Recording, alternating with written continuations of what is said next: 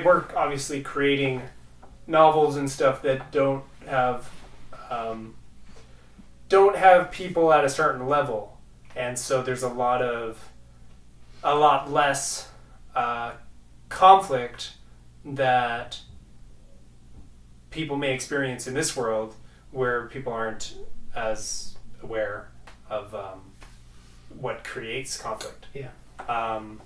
So I was just thinking, like, it's not that goodness actually is intrinsic in, like, a thing, like a quote. It's like may have a whatever energy of goodness or not, but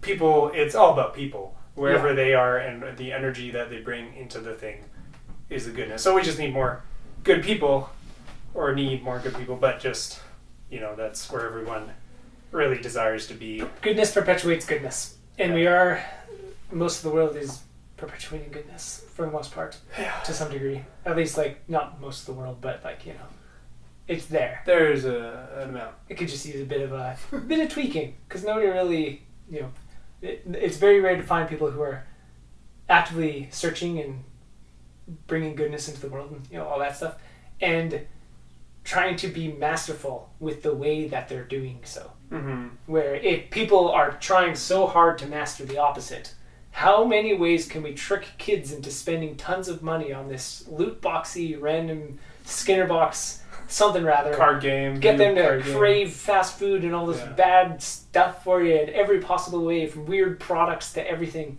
Just how can we get more stuff? People really master that. Yeah. They don't master the opposite of, like, how much energy could you do in supporting children to, like, actually think for themselves and be intuitive. So there is some mastery that can be really well applied to goodness. The mundane stuff of, like, learning piano can be applied to learning the mind. And how do we teach piano? There's huge amounts of textbooks and, like, everything about skills. How do you teach somebody an instrument. We could use that about the mind. Not just, there are books about how to learn piano, books about how to learn the mind, self-help books, etc. But there's huge amounts of work that's gone into how do we teach somebody how to do this. How do we teach somebody about the mind is kind of absent. So they try that with things like psychology. It's just another self-help book. It's not actually like, how does somebody learn how to learn about this? There's even whatever you could say about it as terms of what's out there, it's less than a lot of things.